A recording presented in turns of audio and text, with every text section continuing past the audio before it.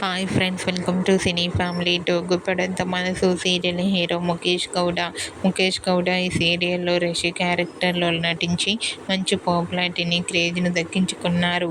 రిషికి ఉన్న ఫాలోయింగ్ అంతా ఇంత కాదు. ఇప్పటికీ రిషి అప్డేట్స్ బయటకు రాగానే మంచి కామెంట్స్ పెడుతూ ఉంటారు.